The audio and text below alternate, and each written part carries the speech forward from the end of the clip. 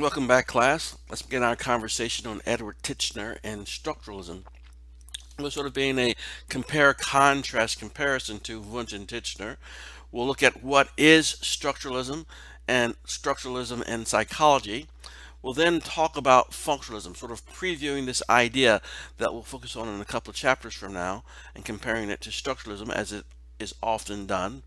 We'll look at sense of time. We'll discuss briefly stimulus error and delusions, and then we'll examine some of Titchener's views. Then, as we start to wrap things up, we'll look beyond structuralism and then conduct a review and summary of some of the items that we've covered.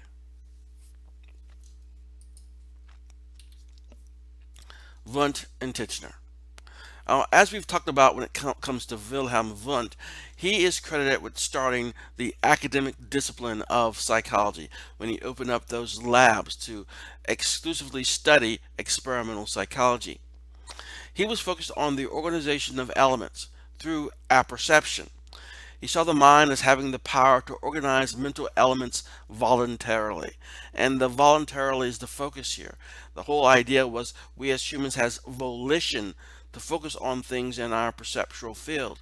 That was the focus of Wilhelm Wundt, and also why the school of thought normally associated with him is called voluntarism. Titchener, on the other hand, was focused on structuralism. He focused on the elements through association of these elements, how they associate. He wanted to analyze consciousness into its component parts in order to determine its structure. So what is structuralism? Structuralism is an approach that seeks to analyze a complex reality into its components. It seeks to find the fundamental elements upon which structures are built. Understand the interrelations between these elements. It is the approach of Wundt and Titchener. Later in psychology, in the second half of the 20th century, this approach of structuralism has also been used in cognitive psychology, especially in psycholinguistics and in artificial intelligence modeling. And we'll see a little bit more on artificial intelligence later. It also was used in a version of psychoanalysis that analyzed the unconscious as a language system.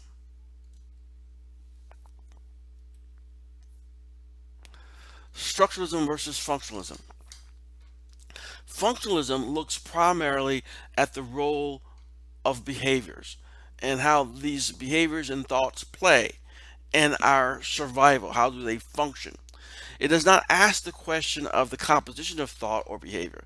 In psychology, the functionalist question often is how does this behavior, thought, etc., help the organism adapt? There we can see a very powerful influence from the area of evolution.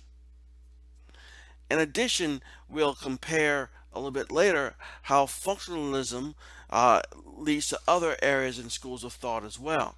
But here, the key thing is we can see how different at this core basic way structuralism is different from functionalism.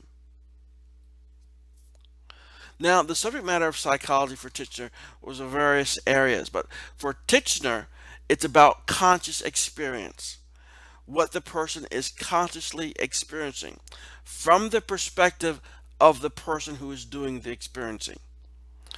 So it's not about objective time, but as time as it is experienced. And sometimes, as we may know, and I'm sure you do, 1 hour seems longer than another, though the objective reality is the same. The idea is that we can experience things differently than they really are. He was interested in the experience itself. That was what was key to Titchener. Now let's talk about the stimulus error. So now we know what was of interest to Titchener. We can see what a stimulus error is for him as well. A stimulus error confuses the mental process with the object we are observing. The mental process is being confused with the object we are observing. So psychology, says Titchener, observes the experience, the mental process, not the stimulus. So looking at the image that we have associated with this slide, we have an apple. And so let's say you're looking at an apple and you want to describe your conscious elements, your experience of that apple.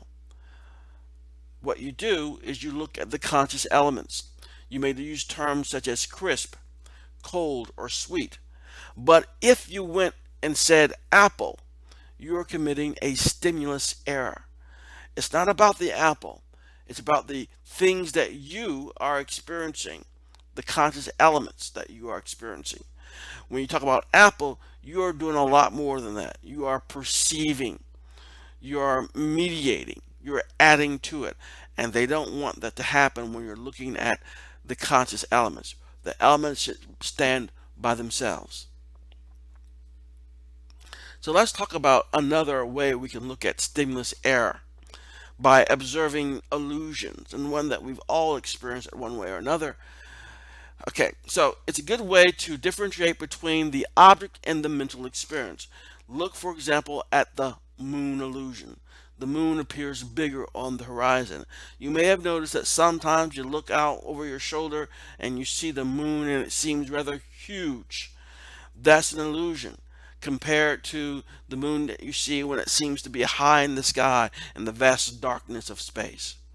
They seem, through our perception, to be larger or to be different, with the one closer to the horizon being a larger moon, but they are exactly the same size.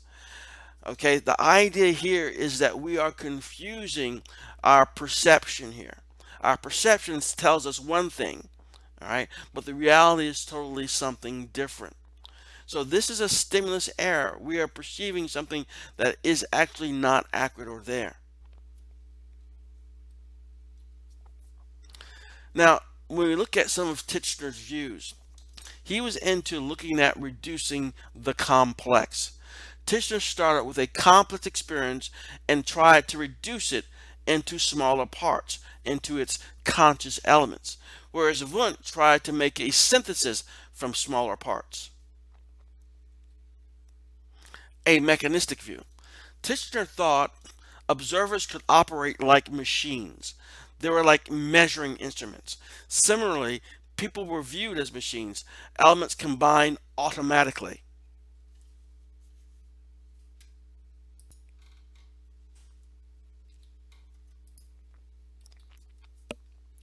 Now, looking at Titchener's system, Titchener identified 44,500 individual sensation qualities, of which 32,820 were visual, 11,600 were auditory. Each sensation quality could vary in intensity, duration, clearness, and sometimes extensity. Affective states could vary, or emotional states could vary in quality, intensity, and duration. So this is what he was trying to create, sort of a periodic table in a sense for our sensations, for the conscious elements that we experience.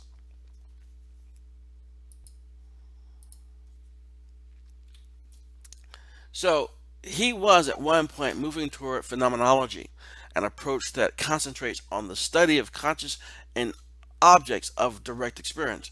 In later years, Titchener gave up his elements to think in terms of larger dimensions.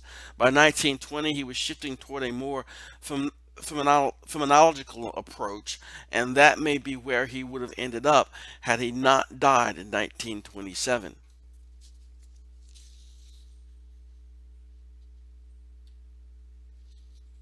So, structuralism beyond Titchener.